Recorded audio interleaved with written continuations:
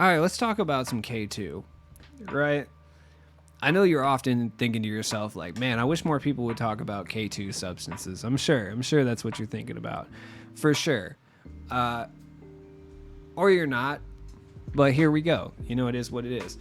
2011, I believe it was the summer of 2011, this occurred. K2 was around at this point in time, quite a bit, actually.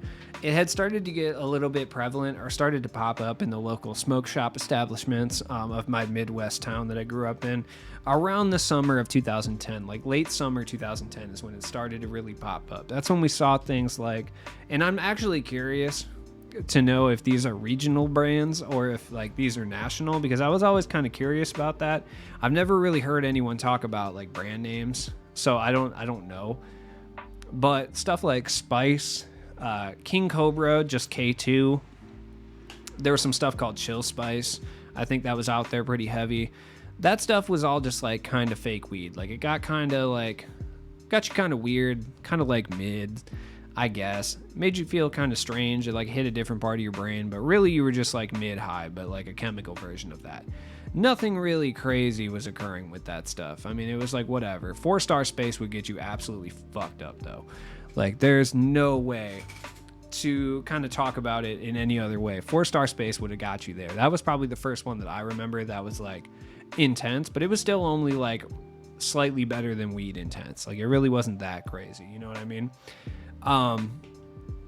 It was all right though. Like the initial wave of it in 2010 was whatever, you know, it just kind of existed. It wasn't really something that was crazy. But then around 2011, at least that's when it happened for me here in the Midwest. I don't know. They probably had this shit in like '06 in Cali. Like, I don't know. Like, whatever.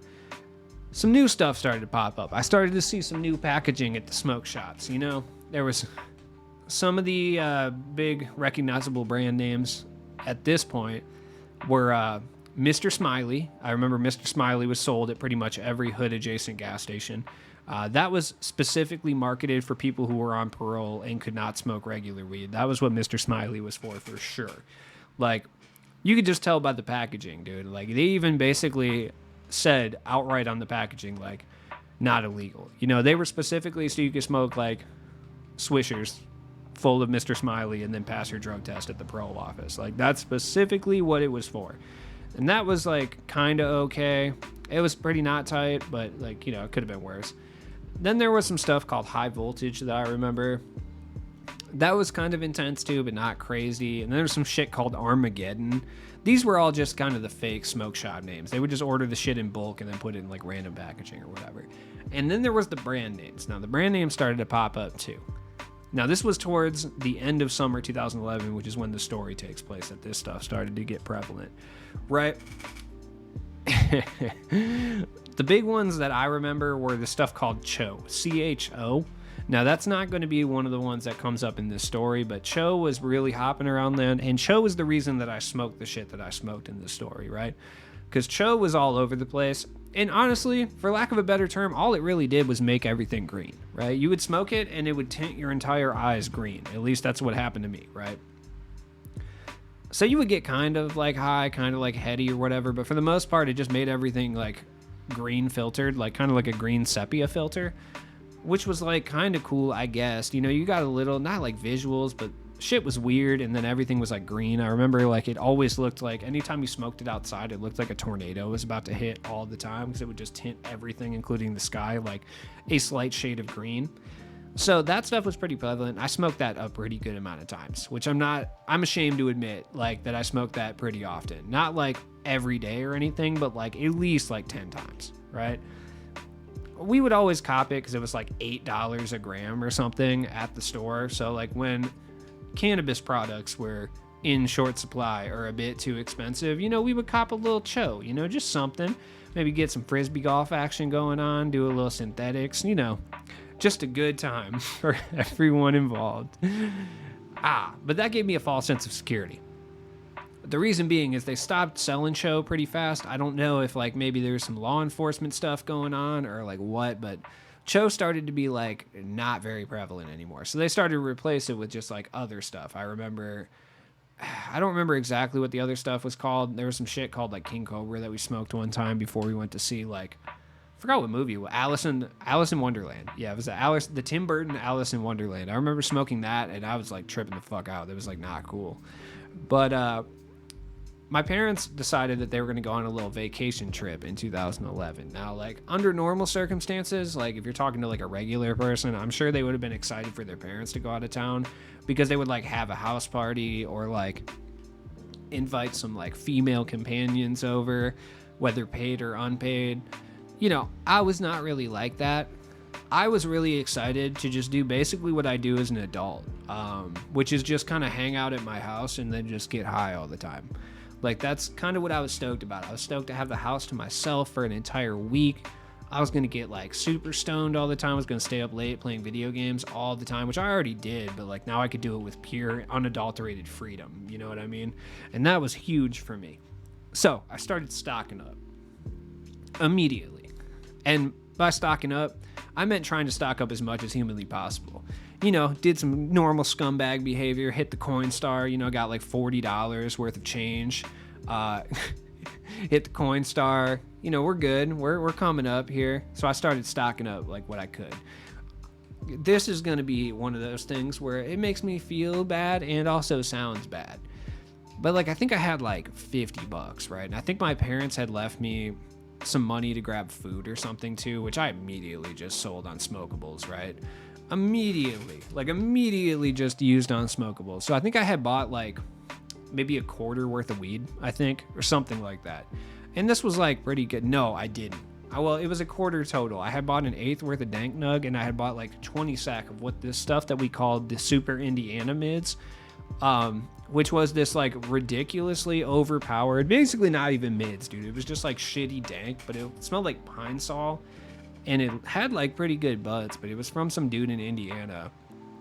And like, they sold it for $5 a gram, which is not a good sign, right? So we call it the Super Indiana mid. So I got like 20 sack of that and like an eighth. So I had like about a quarter worth of weed. So that's cool. You know, I'm going to be at the house for about 7 days myself.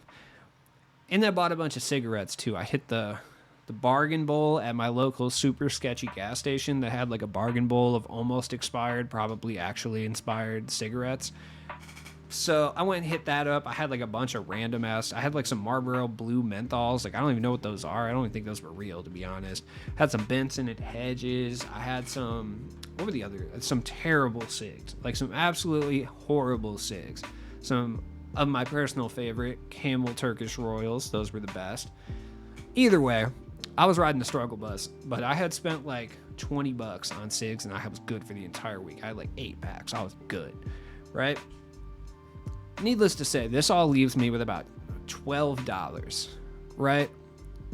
About $12. So I go and buy like 2 peace teas and I have like $10. And instead of being a smart person and maybe saving the $10 for an emergency or something of that nature, I didn't put gas in my Jeep at this point because I was like, fuck this. I'm not leaving the crib at all for the remainder of this entire week. Like, this whole week will be me on my back porch and holed up in my house. Like, I'm literally just going to, like, smoke weed. I'm going to smoke cigs. I'm going to do just chill, basically. Super hard. So, I decided to save this $10. But then I'm like, you know what? Let me go down to the local smoke shop that's down the street from my house because there's a mobile gas station down there. And then across that street, which is very walkable distance, there's this little smoke shop. And it doesn't exist anymore, so I have no problem saying the name. It was called the Wolf's Den. Right? And I walk in there and I'm like, I have no idea what I'm going in there to buy, by the way, because they did not sell tobacco products really at all. Like, they had a little cigarette counter that had like Marlboro Reds, your normal stuff that you could just buy at the mobile for probably the same price, if not cheaper. And then just a whole like head shop section in the very back. Come to find out later, they actually grew like a shit ton of weed upstairs, and that's like, it was basically a front. But the guy, I kind of knew him. So when I walked in, because I was like from the neighborhood, and I walked in and he was like, hey man, are you here for some smokables? And I was like, I mean, I guess. Yeah, sure. Like, I don't know what I'm really here for. I was thinking about just getting a pack of American Spirits because I needed like a good cig to wash everything down. And he was like, oh, I got you. So he busts out this little box from under the counter. and it's just filled with little packets of spice, right? Various different spices. So I'm like rummaging through it, and I'm asking him like, oh, how much are these? He's like, oh, they're like $5, they're like $6, whatever. And then he's like, but you don't want the little kid shit, right? And I'm like, in my head, even being like an 18-year-old, I was like, please don't tell me you sell this to little kids. Like, please tell me that that's just a figure of speech. Like, tell me you're referring to this shit as little kid stuff. Like, that's not good. That's super not good. But of course, you have piqued my interest at this point. I'm like, okay, well, I've smoked a bunch of these and they're kind of cool, but like, what do you have? So he busts out this stuff, and it's called Mad Hatter, right? Which you can find. It's definitely a brand name, because I'm pretty sure if you Google Mad Hatter Spice, you'll be able to find it. I'm pretty certain that it's all over Google Images. It is. It's right there. Yeah. Cloud9 Productions, Mad Hatter Incense, right? It's got a picture of the Mad Hatter from Alice in Wonderland, coincidentally, right on the front of the package. It looks so fucking sketchy, dude. Like, looking at it now, I should never have bought this. This was a mistake and a half. Like, just purchasing this product was so dumb. It was so stupid. Like, you should never buy this. Please, if you're in the chat right now, go Google Mad Hatter. You know what? Matter of fact, I'll put a little search result thing right here. Here, let me go. Let me put a little link in here. First off, I mean, this whole website is it's a warning, so that's not good. Right? So this is the packaging that I bought, right? And this is this is from 2012. So people hadn't caught on to the Mad Hatter quite yet. But if you just look at the absolute, like, sketchy ass packaging, like, you should know that you shouldn't buy this stuff. Like, I should not have bought this. This was a huge mistake. It was a terrible idea to buy this. But you know what? I was ready to go Amazon wishlist Mad Hatter. Oh, please don't. I don't think they make this shit anymore. Whoever crafted this research chemical belongs in jail. Straight up. They do. So, I buy this and I'm not thinking too much of it. Like, I'm just like, okay, this is cool. I'm not like stoked on it or anything, because I had a bunch of weed. I had also planned on scraping my bowl that was just caked with resin. At some point, if and when I ran out of weed, I was like, I'm just going to scrape my bowl, right? It's all good. Like, I'm going to get super faded on resin, which is definitely still better than smoking Mad Hatter by myself. But anyways, week goes by. I'm chiefing hard at this point. Like, I'm smoking the super mids. I'm smoking the, like, Reggie Dank Nug that I have. Everything's going hard. Like, I'm having a blast. I'm ordering Pizza Hut. Like, I had some gift cards that my parents left me because they knew well enough to not leave me too much cash. Like, they were smart enough in that regard. They knew what I was getting up to while they were gone. Like, they knew I was going to smoke weed at the house. Maybe they didn't outright know it, but they knew it. My dad definitely knew. So, they left me some gift cards and stuff for food. That way, like, I could at least feed myself, like, they knew. So, like, I was having a good time, dude. I was having a blast. Like, everything was going real well. And then I start to run out of weed, and then I'm like, all right, well, there's like 2 or 3 days left, I think, until my parents get back. So I'm like, all right, we're gonna smoke some resin. Like, we're gonna smoke some res dog. Like, that's how we're gonna go. That's what I'm gonna do. I think this was a Saturday. So imagine how down bad I am. I'm smoking bowl resin on a Saturday evening. Like, that's what I'm up to at this point in time. That's the kind of person I am.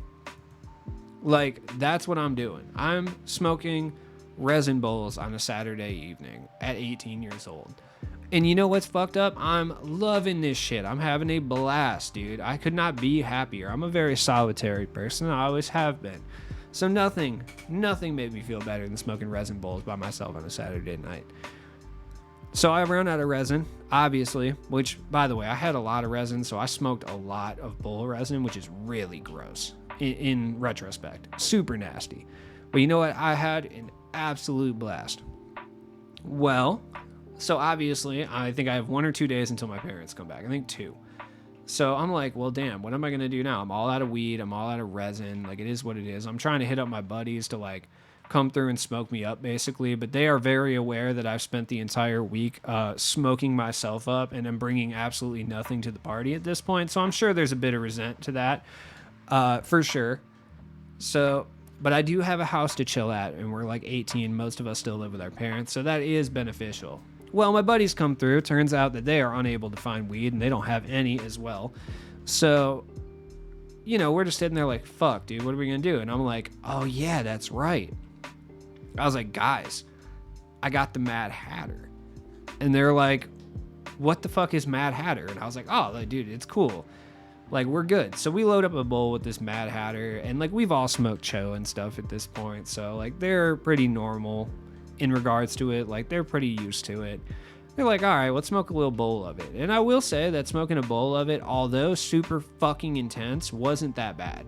Like, it wasn't. It was like, I was uncomfortable, yes. But was I like out of my mind? No. I was just like pretty uncomfortable, and it was like not that chill. But I was really high. It kind of felt like herb, sort of.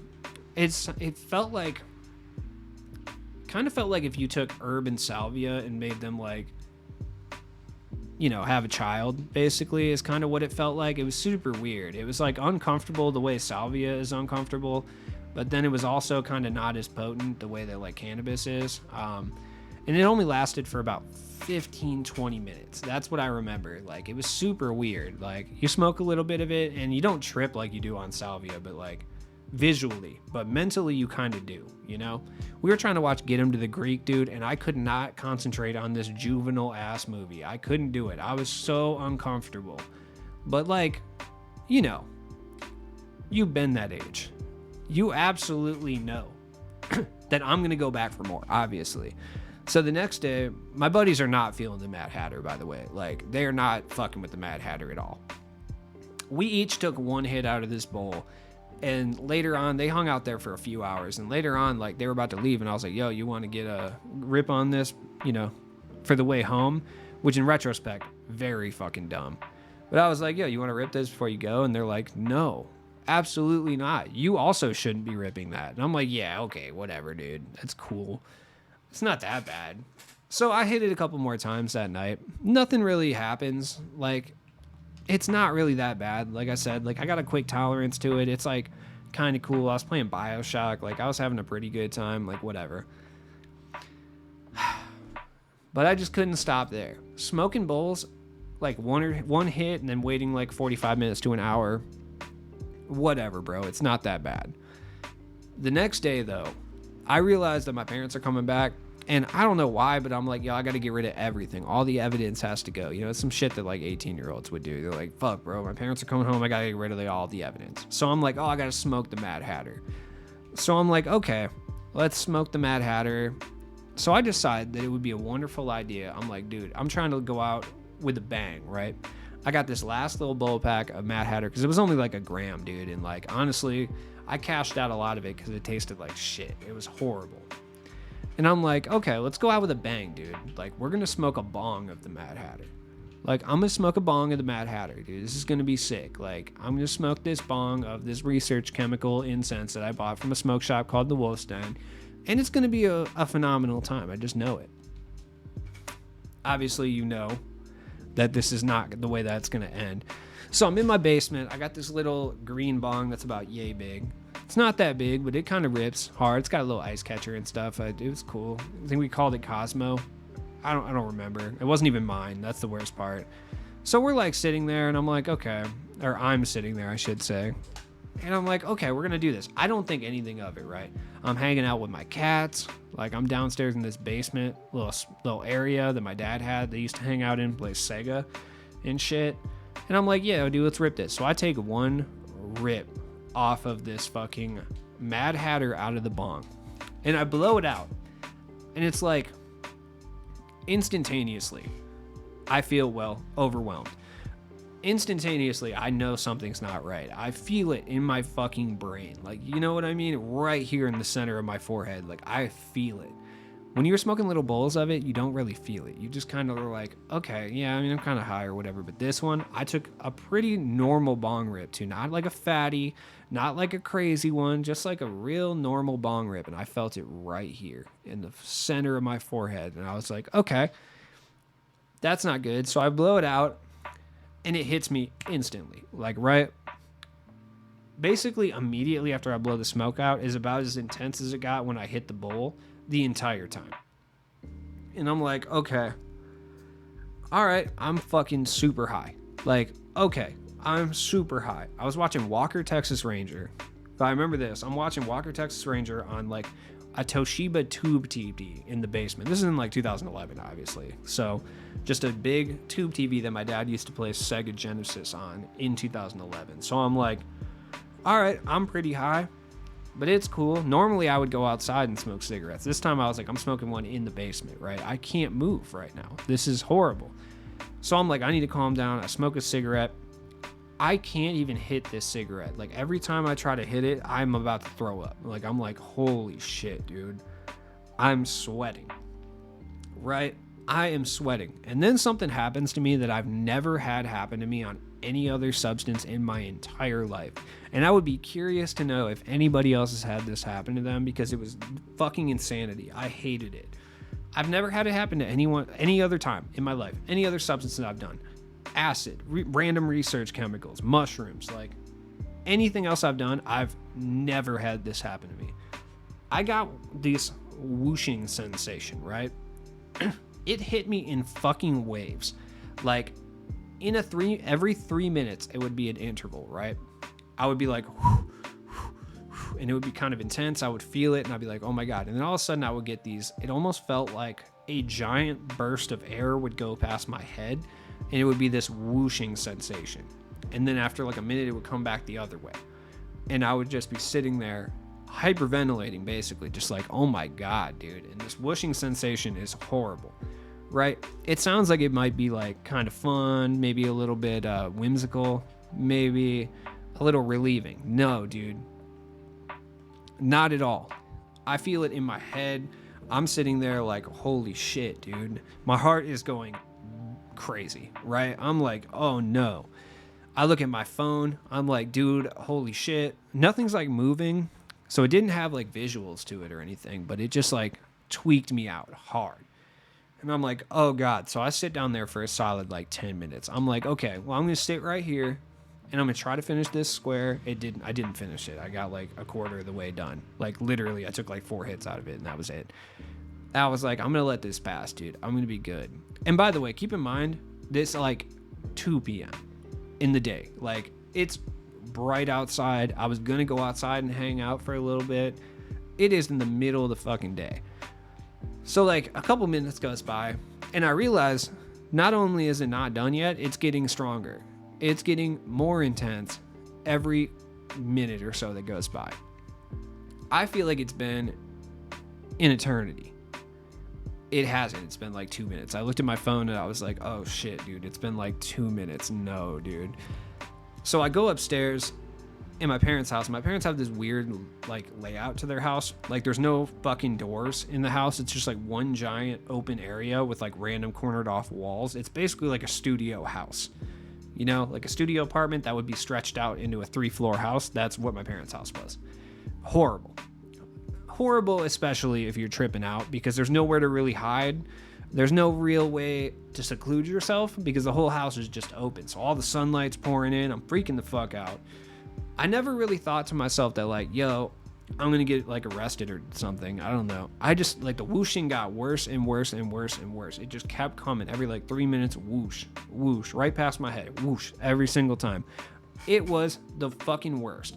So I'm standing in my kitchen and I'm like, dude, my heart is beating so fast. Like my stomach feels tight. Not like I'm gonna throw up, but just like I felt like my body started to reject being in existence. Is the best way I can describe it. I just felt like my body was starting to shut down, basically. So I'm like, all right, dude, I need to go in my bed and I need to just put the covers over myself and turn on the air conditioner. So that's what I did. I was like, okay, I'm gonna go in here and I'm just like huddling in my bed in the fetal position, right? I'm watching Cartoon Network. I'm hoping that's going to like calm me down. But instead, I'm watching the regular show. No, I was watching Adventure Time because that's what was on at the time. And it was starting to get a little too real. So I was starting to freak out a little bit. I don't know why. It was not the calming experience that I had anticipated it was going to be. So I'm like freaking out. I'm like rocking back and forth in my bed, like convinced. And then all of a sudden, this is, by the way, it's been about 6 minutes since I smoked this. This all occurred in the span of like 5 or 6 minutes. It was like a light bulb hit in my head because I'm like concerned. I'm like, dude, I'm going to die. No one knows I'm here. Well, I mean, they know I'm at home, but like no one knows I'm in here smoking research chemicals. My parents are gone. My friends are not coming over. Like, I can't use my phone right now. No one knows I'm here. I'm going to fucking die. And then the weirdest thing happens. I like hit a little switch and I'm like, okay, yeah, I'm going to die. All right. That's cool. Like, I'm going to die. There's nothing I can do about this. I'm just going to die. Like, and that's fine. So my like brain is just like, all right, cool.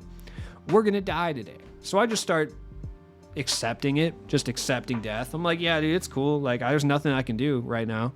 I could easily call the ER or do anything else, but I'm like, nah, bro, I'm good. I'm just gonna fucking die. So I'm just sitting there. All of a sudden, I'm super calm. I'm not enjoying it, by the way, because I'm getting the whooshing sensation. I like can't even stand up because I'm about to like fucking die.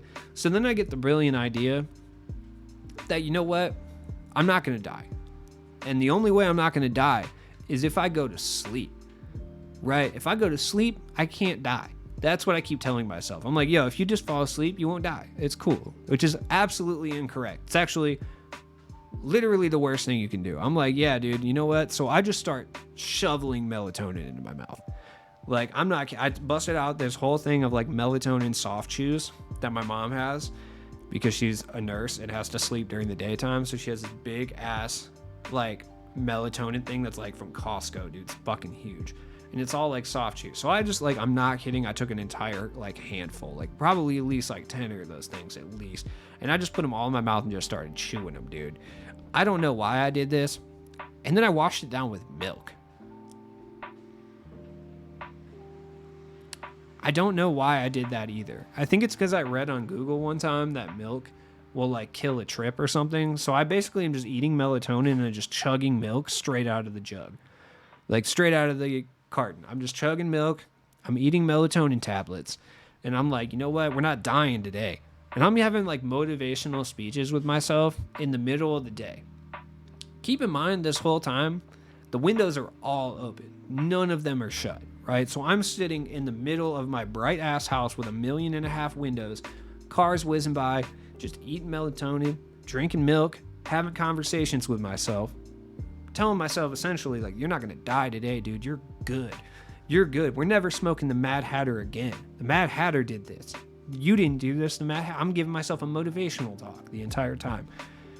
So I finally sit down and then it starts to kind of calm down a little bit. I'm still getting the whooshing, but everything's starting to chill out a little bit. I'm like, oh man, okay.